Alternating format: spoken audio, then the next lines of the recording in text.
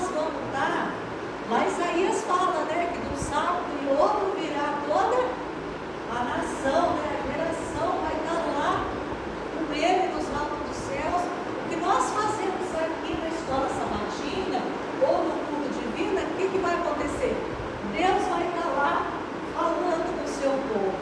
E é maravilhoso, gente. Sejam fortes, sejam perseverantes para vocês estarem lá. E eu quero ver vocês lá. Eu quero encontrar com vocês. E a gente vai ser forte e corajoso. Vamos nos dar as mãos e vamos para lá. Nova Jerusalém nos aguarda. Amém, né? Nova terra. Ai, que maravilha. Nossas forças, nossas coragem. E agora nós vamos finalizar com esse líder maravilhoso que foi Josué. O Josué, ele foi forte e ele foi corajoso. E ele deixou lições maravilhosas para nós, né? Esse trimestre todo aí, a gente estudou sobre a coragem, sobre a liderança dele, de levar, de pôr esse povo à frente, de falar, é assim que nós façamos a vontade do nosso bom Deus, né? Então, gente, o livro de Josué, ele termina com a cena tocante do líder idoso convocando o povo à fidelidade. Ele não construiu templos, não criou exércitos permanentes, não acumulou tesouro. Seu maior legado foi o quê? Levar o povo até a promessa e reafirmar a aliança com Deus, né? Então a lição de hoje nos ensina, né? Nos ensinou durante a semana, esse trimestre, sobre o legado espiritual, né? O que deixamos e como seremos lembrados. Então nós vamos aprender, né? E hoje nós vamos aprender o último discurso do Josué. Deixa eu chamar o Marco aqui. Irmãos, bom dia, quem sabe a todos. Bom dia. Pela presença de cada um aqui. Se eu não estiver errado, eu acho que fui o primeiro a passar a lição de Josué nesse trimestre. Eu acho, na minha mente parece que eu. E quando eu passei essa lição, eu comecei falando sobre o desafio de Josué. Quem que é Josué? Josué, lembrar aqui. Josué foi um dos espias que foi enviado lá para espiar a nova terra, Canaã. E um dos dois, ele junto com Caleb, foi os únicos que falou coisas boas de lá e disseram que eles poderiam ir para lá. E aí, antes ele era chamado José, eles mudaram o nome para Josué. E aí, o desafio dele, chegar e substituir um líder que foi bom. Olha o desafio. Imagina, tinha um líder, ele foi muito bom, muito especial, ele foi muito grandioso, Moisés. E aí chega alguém que tem que substituir. Gente, é difícil. Quando você tem um líder que foi muito bom por muito tempo, aí você chega depois e tem que substituir. A pressão sobre você é muito maior, porque você, quando fulano estava aqui, era assim, era ótimo. Agora você chega, você não pode ser mais ou menos, você tem que ser muito bom. E Josué, eu vou arriscar dizer, ele foi o melhor líder que Moisés, você acredita? Ninguém concorda comigo que foi melhor que Moisés? Eu acho que foi melhor que Moisés. Se Deus colocou ele, Deus não colocaria alguém pior que Moisés. Concorda? Então, Josué foi colocado e foi melhor que Moisés. Se você procurar, você vê algum momento Josué vacilando, Josué fazendo alguma coisa que não devia. Parecia algum momento quando ele estava líder. Josué foi sempre sendo fiel, só Deus não deu os conselhos, só fez coisas boas. Moisés era bom, Moisés era ótimo, mas Moisés, vez ou outra, batia na rocha. Pedia paciência. Então, Josué foi um líder muito bom. E aqui hoje nós vamos estudar, já depois de toda a jornada dele, final do ciclo, como que foi o fim dessa caminhada de Josué. Nós estamos na lição número 13, o título dela é Escolham hoje, o verso para memorizar é o seguinte: mas se vocês não quiserem servir o Senhor, escolha hoje a quem vão servir. E ele disse: eu e minha casa serviremos o Senhor. Esse verso é muito usado com relação à família, que a família tem que servir o Senhor. Ele é muito bonito, realmente tem que ser usado. Porém, aqui era algo mais profundo. Era sobre uma decisão decisão se eles iam adorar a Deus estranho, seria adorar a Deus. Não é simplesmente eu vou para a igreja todos os sábados, eu venho das quartas, isso é importante, tem que fazer mesmo.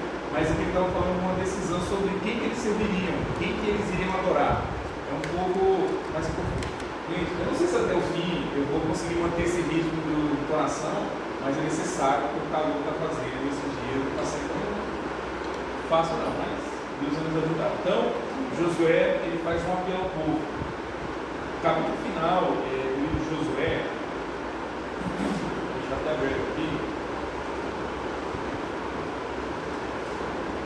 Josué tem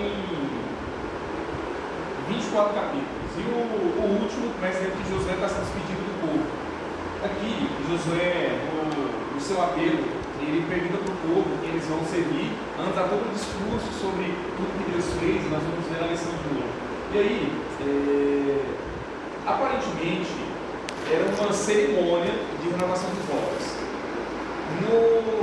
Lá nos primeiros 5 livros da Bíblia, alguma vez aparece Deus fazendo votos, ou melhor, renovando votos desse povo, renovando a aliança? Aconteceu alguma vez? Toda semana. Deus renovava a aliança desse povo, porque o povo era idólatra, o povo era obediente, o povo prometia ser fiel a Deus, depois não era fiel a nada. Então, muitas e muitas vezes, nós vemos uma cerimônia de renovação de aliança com o povo. Tem várias ocasiões, Deuteronômio capítulo 6, tem uma renovação de aliança, Deus falou para o povo, eu vou ser seu Deus, você vai ser meu povo, vai dar tudo certo. E aparentemente, é isso que está acontecendo aqui. No livro de Gênesis tem muita renovação. Fazendo aliança e renovando aliança. Tem um exemplo, quando Deus faz uma aliança com Abraão, aí Abraão vai para o Egito e mente lá, o que Deus faz? Renova a aliança com Abraão. Antes de Abraão, Deus já fez aliança com Noé. Aliança com Noé. Então, muitas vezes nós vemos Deus fazendo aliança, e quando o povo infelizmente quebrava a aliança, o que Deus fazia? Abandonava o povo? Não, Deus procurava e fazia essa aliança. E aparentemente aqui era isso. Era uma cerimônia de renovação da aliança. Aqui, a Alessandra fala de alguns aspectos, alguns elementos que parecem uma aliança. O primeiro deles, um preâmbulo do qual o tratador é iniciado, ou seja, é apresentado. Então aqui, quem está fazendo essa aliança com o povo? Era Josué? Não, Josué era o representante de Deus, e Deus mandava ele fazer, ele fazia. Então, era apresentado Deus como quem ele era. O 2, um prólogo histórico. O prólogo histórico é fazendo um breve histórico do que aconteceu. Muitas vezes nós vemos fazendo referência à saída do Egito. Porque o Senhor te tirou do Egito, da terra de servidão. Então, apresenta um breve histórico do que Deus fez. E muitas vezes lembra também, Deus abriu o mar.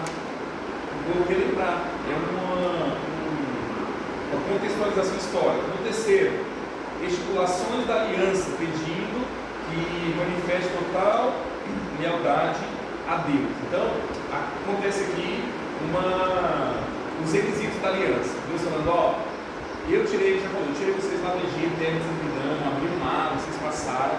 Agora, para essa aliança acontecer, nós precisamos fazer um acordo. O acordo vocês vão servir somente a mim. E a contrapartida eu vou proteger vocês. Esse era as estipulações da aliança. Quatro, a bênção pelo obediente. Se a aliança for concretizada e vocês não obedecerem, vocês serão abençoados com proteção, não vai faltar nada para vocês. Então, era mencionado uma bênção nisso. Depois, testemunhos do juramento. Então, eles testificavam aquilo.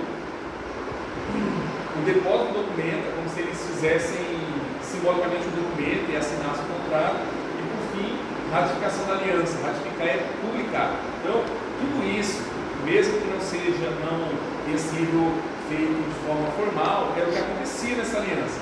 Quando nós, no nosso tempo, vamos fazer um contrato com alguém, é dessa forma que nós fazemos. Nós combinamos, eu vou fazer isso, essa é a minha parte, você faz essa parte. Se os dois, cada um achar que é vantajoso para si, eles fazem um acordo, e aí, por fim, eles vão firmar esse acordo, vai lá no cartório, registra esse contrato, e é assim que acontece. Então, aqui, era mais ou menos isso que está acontecendo. era feita uma aliança. Aí, eu sempre digo, nessa aliança entre o povo e Deus, de quem era a maior contraparte? A contrapartida maior era de quem? Quem entregava mais esse contrato, essa aliança? Deus. Qual que era a parte do povo na aliança? Só aceitar a aliança. Deus, ele fazia tudo. Deus prometia proteção, prometia não deixar faltar nada, e ele só tinha que obedecer. E na nossa aliança com Deus, que tem a ver com salvação, também é assim. Sobre salvação, quem dá a contrapartida maior no processo de salvar você? Deus. Qual que é a sua contrapartida? Aceitar a salvação. Aí o que Deus deve fazer? Mandar Jesus morrer, ressuscitar, perdoar os seus pecados a você, merecer, sem não merecer. Qual que é a contrapartida maior? A minha contrapartida é só aceitar a salvação. Assim foi a aliança, assim era a aliança que Deus ele havia proposto para o povo, e a aliança que ele renovou várias vezes. Aqui no capítulo 24, Josué está se aproximando do fim da vida dele. Ele já era velho, não havia um substituto em vista, ao contrário de Moisés. Quando Moisés estava prestes a morrer, Deus já estava levantando um substituto para ele. Não havia um substituto em vista. Inclusive, quem substituiu Josué? Não foi ninguém específico. Se a gente for ver historicamente o que acontece depois, os juízes, eles começam eles não tinham rei, mas eles tinham juízes no meio do povo. Esses juízes já existiam aqui no tempo de Josué, dentro de Moisés, que eles resolviam questões entre as tribos. Depois eles deixaram de ter um líder único, porque o líder deles o que era? Era Deus era o rei deles. E havia os juízes que resolviam as causas ali. E aí, essa renovação da aliança, como eu falei, é um lembrete de que Deus era o rei deles. Depois do passado tempo, eles clamaram, pediram a Deus, permitiu que tivesse um rei, Deus governado, mas era uma aliança reforçando que Deus governava aquele povo. Alguém gostaria de comentar aqui no sábado alguma coisa? Bem, então vamos para o domingo. Vocês estavam lá. Josué, ele reuniu todas as tribos. Havia ali ainda a divisão por tribos. Eu acho interessante como que Deus ele orienta o povo para que houvesse organização entre eles. Poderia só sair do Egito, o povo inteiro, com todo mundo tudo junto, simplesmente sair, sem divisão nenhuma. Mas imagina a dificuldade que seria para Moisés administrar milhões de pessoas. Como seria, por exemplo, não houvessem estados e cidades, o presidente da República ele deveria governar todo o território nacional. Como que ele saberia que aquele Colina precisa asfaltar as ruas? É muito distante. Naquele tempo aconteceu isso também. Então, o agrupamento por tribos é a orientação de Deus. Para quê? Para que ficasse mais fácil. Havia a divisão das 12 tribos, e dentro das tribos ainda havia os clãs, e dentro dos clãs havia as famílias ainda. Para quê? Para facilitar governar o povo. E aí, Josué, ele reúne todas as tribos lá em Siquém. Ele chama os anciãos, os chefes, os juízes e os oficiais, e ele se apresenta diante de Deus. Isso está em Josué 24, verso 1. Então, eles se reúnem ali, e aí Josué, ele começa a proferir essas palavras aqui, que era sobre o povo tomar uma decisão. Interessante que Siquém foi o lugar em que Abraão havia construído um altar ao chegar àquela terra, onde Deus lhe dera a promessa da terra prometida pela primeira vez. Então, é o mesmo local em que Deus prometeu para Abraão que daria uma terra para ele. Deus prometeu uma terra. E essa promessa foi tão importante que ela foi passada para o filho de Abraão, que era filho de Abraão? Jacó é filho de Abraão? Isaac. Para os filhos de Isaac, quem que era? Esaú e Jacó. E depois, quem que eram os filhos de Jacó? As 12 tribos. Então, era uma promessa que foi feita, que eles tinham passado, assim, Deus prometeu para nos dar uma terra, eles estavam esperando essa terra, tanto que quando eles saem do Egito, eles estavam indo para essa terra que Deus havia prometido, e Deus cumpriu essa promessa? Cumpriu. Josué atravessou o Jordão com eles, eles entraram na terra que Deus prometeu a eles. E é interessante, que Jacó era o mesmo local onde aquela promessa, a promessa original tinha sido feita, Se quem mesmo era o local e se era o local onde foi feita a promessa. E aí ele reúne eles ali. Quando fala que ajuntou o povo, todo o povo foi convidado, mas imagina Josué falando para 1 milhão de pessoas. Gente, aqui eu estou tendo dificuldade para falar para menos de 20 pessoas. Imagina as dificuldades que ele teria para falar para todo o povo. Como que era feita a transmissão da mensagem? Falava primeiro com o líder daquele grupo, aquele líder falava com seus liderados e eles iam no meio do povo e falando com o povo, comunicando a mensagem. Nem hoje em dia, se eu quiser falar para 1 milhão de pessoas, se eu tiver dinheiro, eu consigo. Contrato equipamento de som, de áudio e vídeo, pega o microfone, ou mesmo na televisão, naquela época era assim. Então, isso que era sido feito, era falado para um grupo de pessoas, esse grupo tinha a missão de falar para o seu grupo, os seus liderados. E ali, aquele local era o local onde uma aliança tinha sido feita e onde eles são chamados agora para reafirmar essa aliança. O apelo de Josué lembra as palavras de Jacó: joguem fora os deuses estranhos que há no meio de vocês. Em Gênesis 35, 12 a 4. Interessante isso que Josué fala para eles. Se a gente for pensar, mas esse aqui não era o povo de Israel, o povo de Deus, por que ele estava apelando para eles jogarem deuses estranhos no meio deles? Olha a inclinação deles. Vamos, só vocês entenderem o que aconteceu. No Egito, eles estavam lá por mais de 400 anos, assimilaram toda a cultura egípcia. Adoravam deuses estranhos, faziam as coisas que os egípcios faziam. Quando eles foram sair, qual foi a ordem de Deus? Deixa tudo por trás, joga fora. Porém, estavam tão acostumados que quando estavam no deserto, fizeram um bezerro de ouro, continuaram tentando com aquelas práticas, ou seja, a pecaminosidade, a tendência humana caindo para o pecado. E aí, só que aquele povo que saiu do Egito foi o mesmo que entrou em Canaã. Lembra? Morreram no deserto, eram os filhos deles, era uma nova geração, os que não viveram o que viveram no Egito. Porém, quando eles chegam na terra prometida, eles eram os únicos que moravam ali? Não, já tinha gente lá. E aí, a ordem de Deus era: não se misturem. Só que eles fizeram o quê? Se misturaram. Só que eles não se misturaram pegando os bons costumes, eles se misturaram pegando os maus costumes e começaram tudo de novo a assimilar a cultura que não era deles, a religião que não era deles, e fizeram para si deuses estranhos. E aqui, primeiro apelo de Josué: joguem fora todos os deuses estranhos. Quando a gente fala de deuses estranhos, vamos falar no nosso tempo. Quando fala assim, ó, tira os ídolos da sua vida, o que vem na sua cabeça? Primeira coisa: estátuas, imagens. As pessoas podem pensar que é isso, mas são muitas coisas, né? São muitas coisas que a gente coloca. No nosso contexto, isso não é real. O ídolo que pode estar na vida daqueles que estão no meio do cristianismo são outras coisas. Estava até conversando sobre isso. Às vezes, um objeto, pode ser a rede social, o filho, seja o que for. Tudo aquilo que é colocado no lugar de Deus é um ídolo. Então, o que Josué estava chamando eles para fazer, primeiro Deus, abandone essas coisas. Não só ser colocado no lugar de Deus, mas também aquilo que atrapalha o relacionamento com Deus. Assim, não, mas eu não coloco o filme que eu gosto no lugar de Deus, mas isso não atrapalha o seu relacionamento com Deus? Essa pessoa, será que ela não impede você de estar com Deus? Não, tempo, né? O tempo que toma o seu tempo. A gente faz então esse tempo, certo? O meu tempo é mais para todo mundo. Exato. Então, isso que Josué estava apelando a eles, vocês têm que abandonar essas coisas que atrapalham, vocês estarem entregues totalmente a Deus. E aí, ele faz esse apelo a eles. Aqui na lição,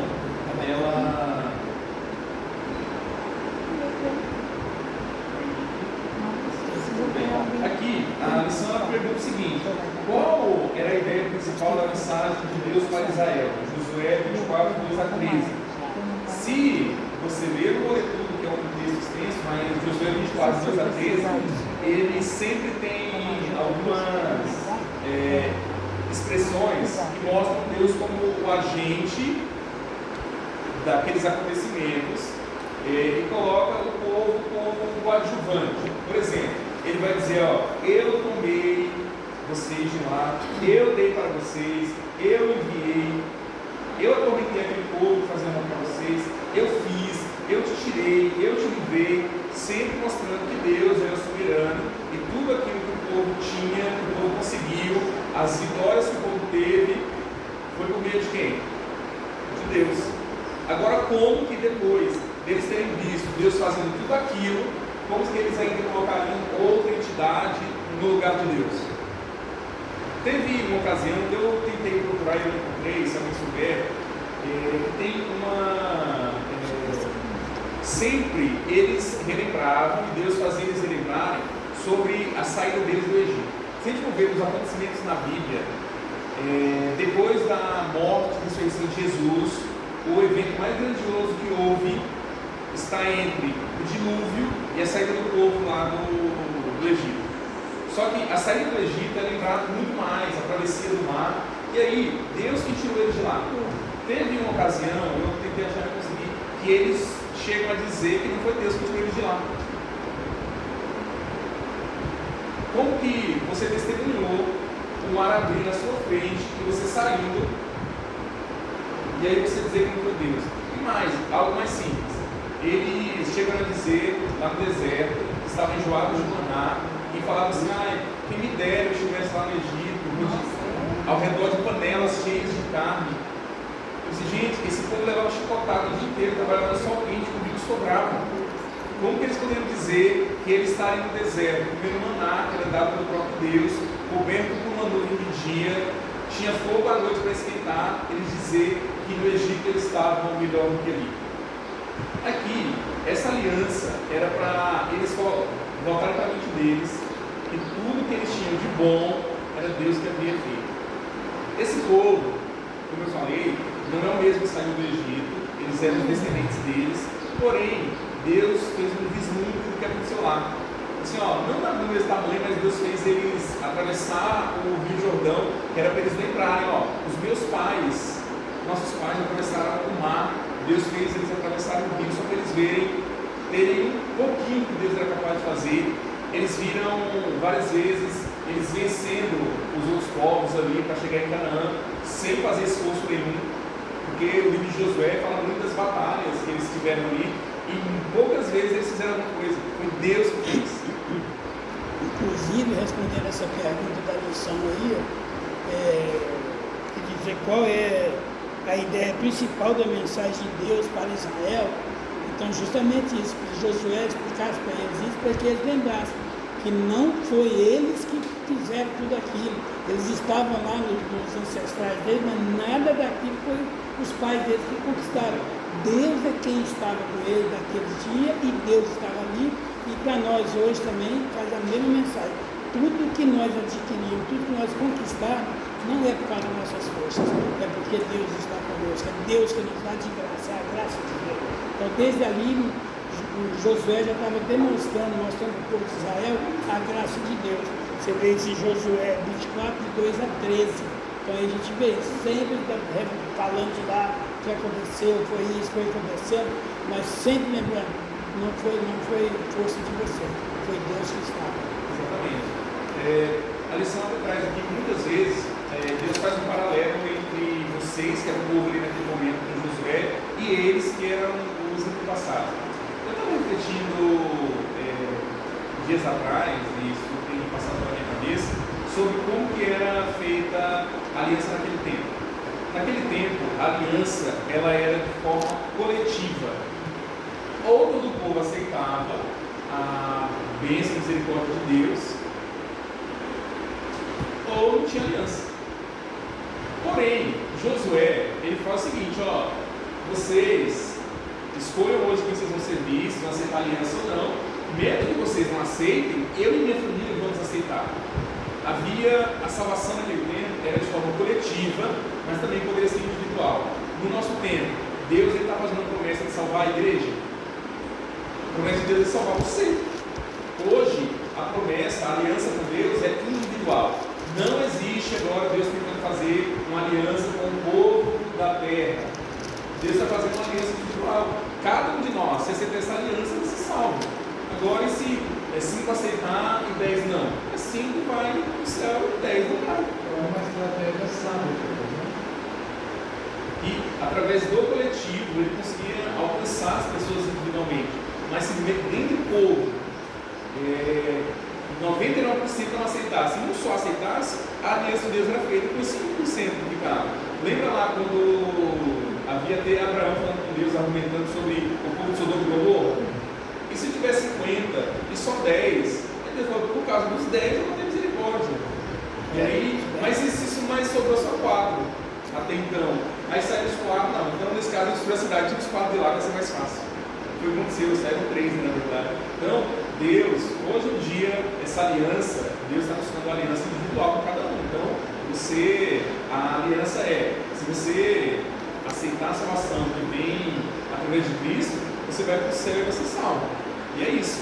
E aí cada um de nós temos a oportunidade de ser essa Aí aliança. não, eu vejo também o seguinte, a aliança individual com cada um aqui, para que Deus quer formar a igreja dele para Canaã celestial. Lá sim vai ser formado. Aliança individual, mas faz uma junção de várias pessoas que aceitaram essa aliança de forma. Por isso é que, como você disse, cada um tem que ir no meio do grupo local e falando a mensagem para as pessoas para que alguém conheça e aceite. Aí é o nosso trabalho como missionários. Vamos lá. Então, na segunda-feira, com sinceridade e verdade, aqui tem uma pergunta: o que Josué pediu que os israelitas fizessem? O que significa servir o Senhor com integridade e com fidelidade? Josué 24, 14 e 15. Então, eu falei com vocês, capítulo 24, Josué 14 e 15. Agora, pois, temei ao Senhor e servir com integridade e com fidelidade. Deitai com os deuses aos quais serviram vossos pais, da além do Eufrates no Egito, e serviam ao Senhor.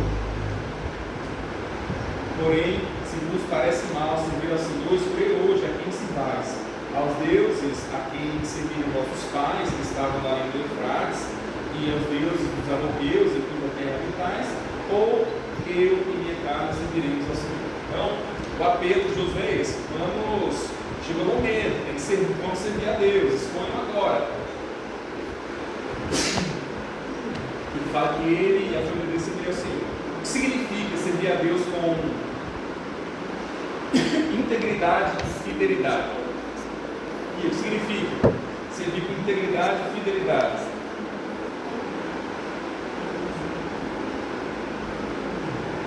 E gente, alguém? Primeiramente, vamos lá, servir com integridade. Se não servir outros deuses, né? Integridade e fidelidade. As duas expressões, a primeira,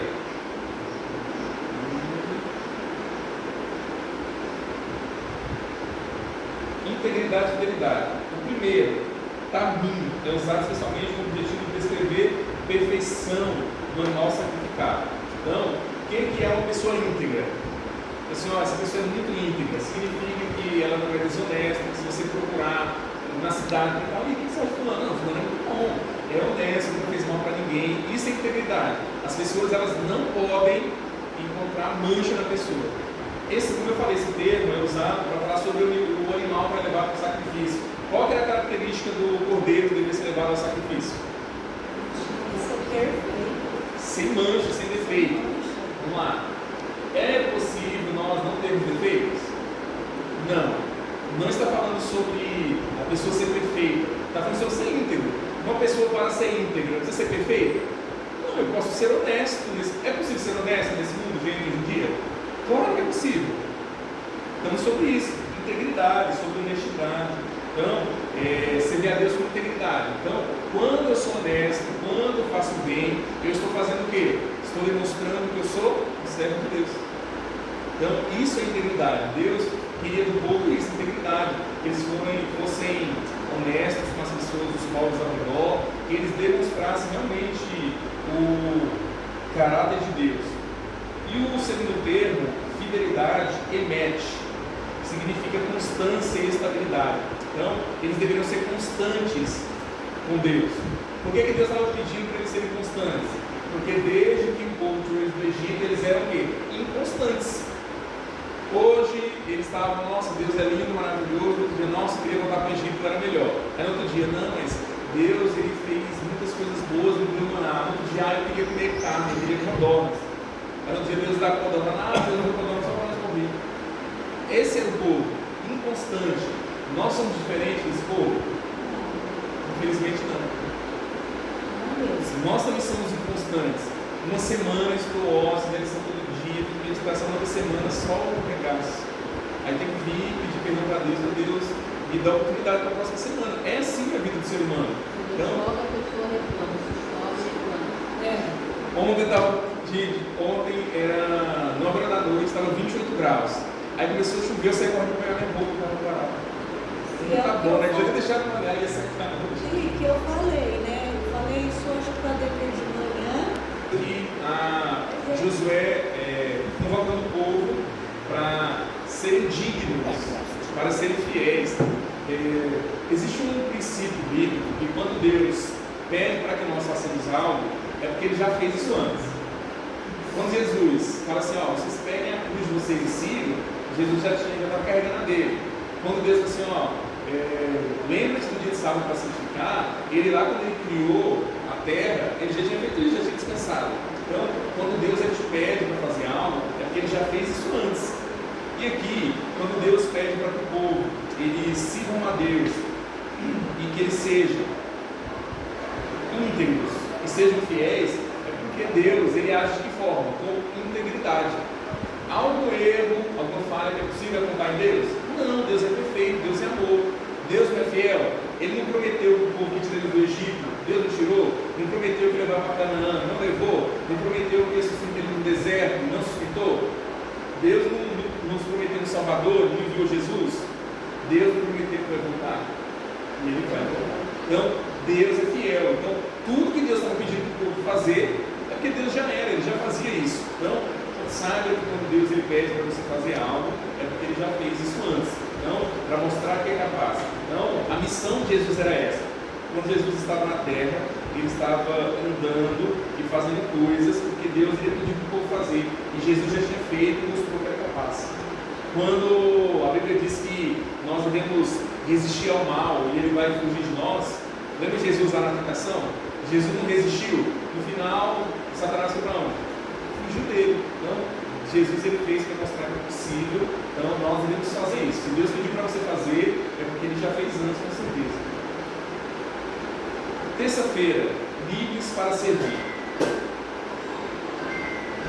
Josué, ele era um líder do povo, ele era sábio e ele era fiel. Com isso, ele respeitava a liberdade das pessoas. Em nenhum momento, Josué pegou a espada e falou, ó, quem não servir a Deus vai sair daqui sem uma parte do corpo. Vou arrancar a cabeça de vocês. Isso aconteceu? Ameaçando o povo para servir a Deus? Não, em nenhum momento. Josué, ele respeitou a liberdade. Ele propôs, ó, quem vai querer servir a Deus? Eu e minha casa vamos, vocês. Porém, eu já digo para vocês, se vocês escolherem ao contrário, vai haver dor e sofrimento.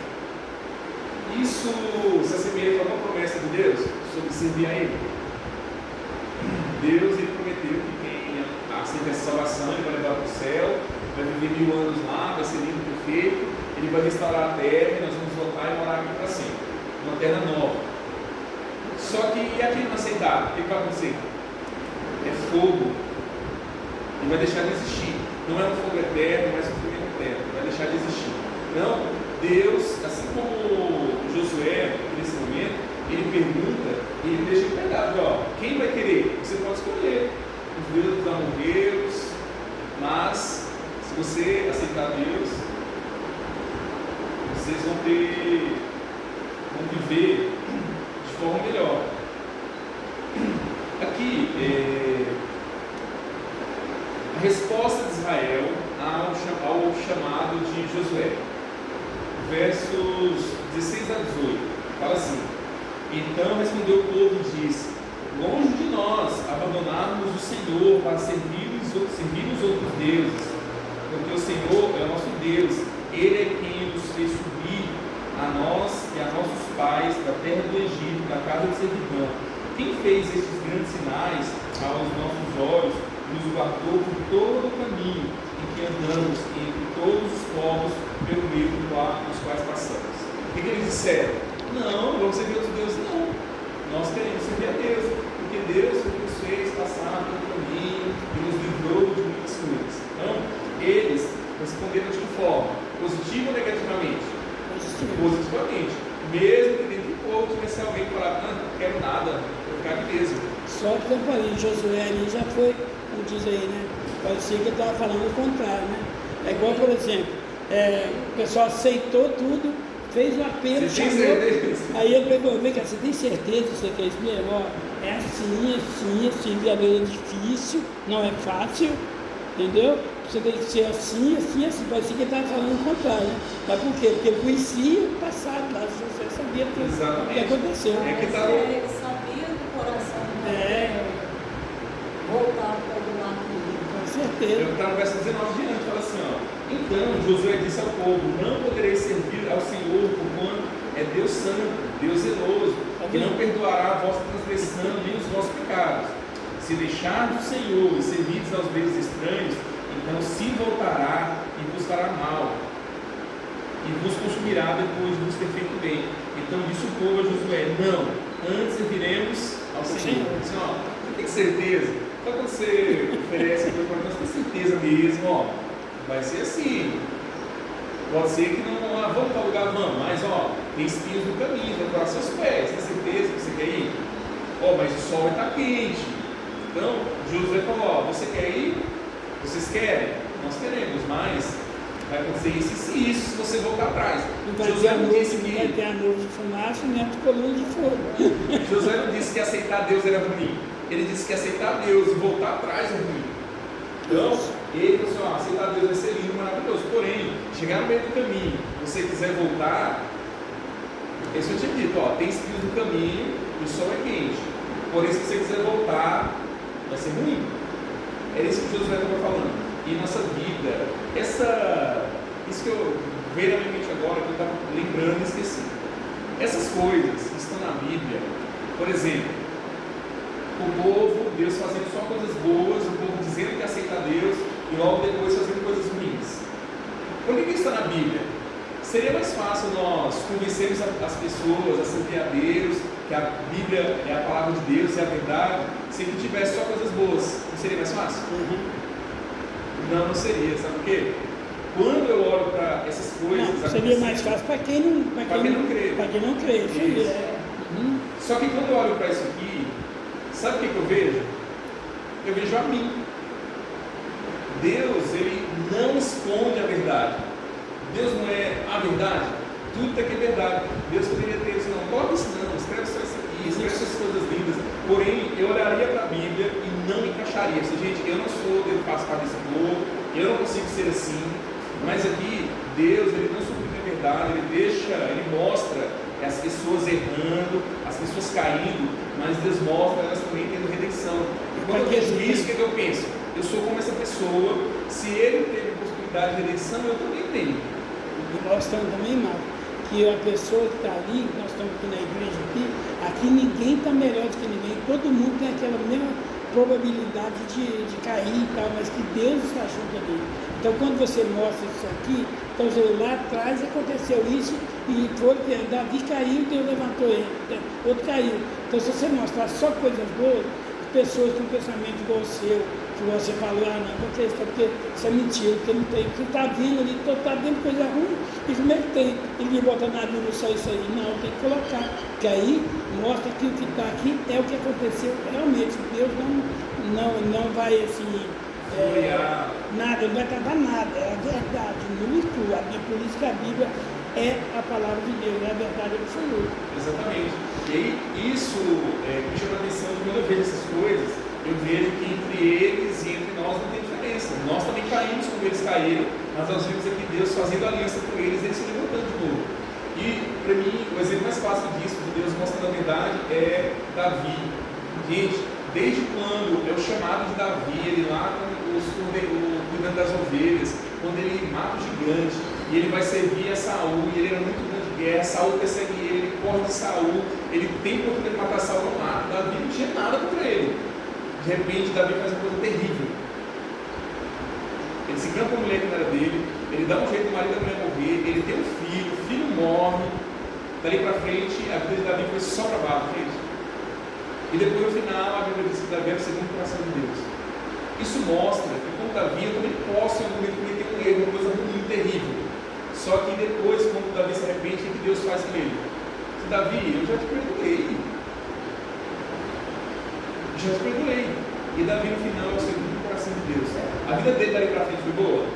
Não, ele teve um filho que queria matar, um filho cometeu incesto. Gente, foi coisa que tem que acontecer. Mas nós vemos ali que Deus, ele aceitou Davi de volta, apesar do erro dele. E quando eu vejo isso, eu penso, tem esperança para mim. Deus, ele aceitou Davi de volta quando ele se arrependeu. Então significa que, apesar do meu erro, quando eu me arrependo, Deus me aceita de volta. Por isso que a Bíblia ela é cheia de histórias tristes, de pessoas que fizeram coisas erradas. Mas, além das coisas erradas, é cheio de histórias de Deus perdoando o pecador. Que é isso que se resume com a salvação. Deus perdoando o pecador. Tem um exemplo aí de Manassés, né? Manassés sacrificava o próprio filho em locação de Deus e Deus perdoou ele. Deus perdoou ele. Então, a Bíblia, a história do povo, a história do povo, ela está relatada aqui, é para hoje, quase 6.000 anos depois, nós no sábado, dia 27 de dezembro de 2025, nós lendo e vendo que aquele povo não é nada diferente de nós, e que Deus não é nada diferente do que ele foi lá. Deus, ele perdoou o povo, aceitou o povo, Deus aceita nós também. Eu gostaria de terminar essa lição, eu vou para a quarta-feira, os perigos da idolatria. Então, Josué 24, 22, fala assim: Josué disse ao povo: sois testemunhas contra vós mesmos, de que escolhestes o Senhor para servir, disseram, nós o somos. Agora, pois, deitai fora os deuses estranhos que há no meio de vós, e inclinai o coração ao Senhor, Deus de Israel. Até o 24. Disse o povo a Josué: ao Senhor nosso Deus serviremos e obedeceremos a sua voz. Aqui quando ele fala, vocês são testemunhas contra vós mesmos. Ou seja, vocês mesmos estão vendo o que vocês estão dizendo. Sabe o voto batismal que ele faz? Precisa de algum momento, quando eu fizer coisas que não deveria, precisa de testemunhas para dizer que você prometeu? Não, nós mesmos somos testemunhas de nós mesmos. Nós sabemos da promessa que fizemos. Não precisa de ninguém para confirmar. Isso que Josué está dizendo, vocês mesmos são testemunhas da promessa que vocês estão fazendo. Vocês estão dizendo que adorarão a Deus, que vocês vão servir somente a Deus. A resposta dos israelitas foi o seguinte: daremos ouvidos à sua voz. Ou seja, eu vou ouvir tudo que Deus disser, vou fazer tudo que Ele disser. Sabe aquela coisa de... até tem uma máxima que as pessoas dizem que decisões importantes nós não deveríamos tomar quando estamos muito felizes ou muito tristes. Se eu tiver muito gente, uma pessoa que está muito feliz, ela está muito eufórica, se a pessoa chegou, vamos fazer isso, e a pessoa fala, vamos. Já fez isso alguma vez? Você estava tão eufórico que a pessoa te chamou para fazer uma coisa e da emoção você falou que sim, era que você pensou, nossa, arrependimento para quê? Por exemplo, aconteceu comigo, eu estou com isso de querer ir. Eu tenho irmão para lá no Piauí, eu já fui lá uma vez. Eu tenho 11 irmãos, gente, então todo mundo espalhado. Aí eu liguei para minha irmã, eles estavam falando, lembrando que a gente era criança, muito bom. Aí minha irmã mora em Minas, disse, vamos lá no Piauí visitar a Verônica? E eu muito fora falei, vamos, agora eu vou ter que ir. Amanhã vai ser hoje, eu vou ter que ir à noite para Barretos, pegar um Uberaba, um Uberlândia, amanhã de manhã pegar um ônibus, e mais 24 horas dentro do ônibus até a casa dela no Piauí. E eu fui pela emoção, eu sempre ia, agora eu não posso mais voltar. Porque ela já comprou passagem, enfim. Então, esse é o exemplo. O povo ali, no momento que eles estavam fazendo aquilo, eles estavam como? Super eufóricos, felizes, que agora Deus nos aceitou de volta, tomar a decisão. E isso tem que tomar cuidado. Por exemplo, quando a gente faz apelo. Eu sempre ouvi isso no Bíblia, eu tinha uma maior dificuldade de fazer apelo. Porque eu já vi a pessoa aceitando apelo naquele momento, e um dia depois eu falei, pessoal, eu acho que eu me precipitei na minha decisão. Então, as decisões importantes da nossa vida tem que ser de forma racional, não de forma emocional. Tem que tomar decisão emocionada. Normalmente, decisões emocionais elas elas vão dar consequência no final, irmão. Então eu vejo isso, é por isso que precisa do estudo bíblico para o batismo, aqueles estudo bíblico mais aprofundado, né? Chegar lá, convidar a pessoa aceitou, vão lá, vou te batizar.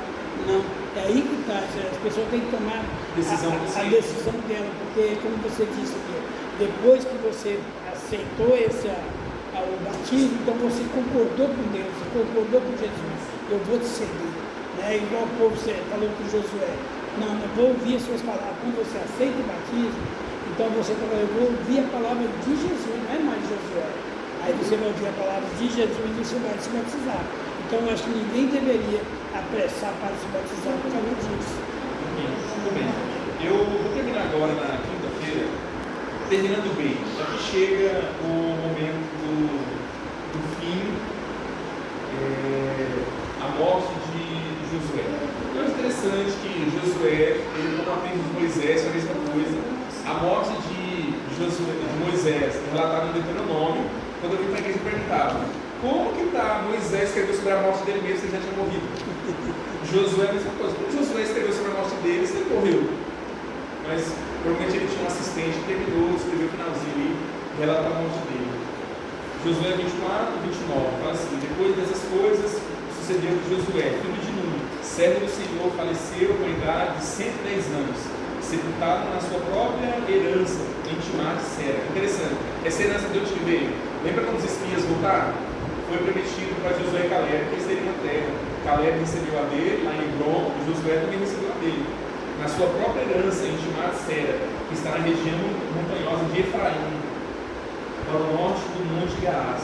Serviu, pois, Israel ao Senhor todos os dias de Josué, e todos os dias dos anciãos que ainda sobreviveram por muito tempo depois de Josué, e que sabiam todas as obras feitas pelo Senhor a Israel. Eu acho muito interessante isso, quando fala que o povo serviu a Deus todos os dias de Josué. Por quê? Porque Josué era um líder, ele estava sempre fazendo com que o povo estivesse próximo de Deus. Qual que é a característica de um bom líder? Aquele que aproxima o povo de Deus. Dentro da história dos reis de Israel, sempre que aquele rei ele servia a Deus, o povo ia bem. Quando ele era mau perante o Senhor, o povo ia mal. Aqui é um sinal que Josué ele levou o povo a estar perto de Deus. Aqui nós poderíamos, a própria lição fala isso, que Josué ele poderia terminar a história dele como o líder do povo, assim como Paulo, ele falou lá em 2 Timóteo 4,7. Combati o bom combate, completei a carreira e guardei a fé.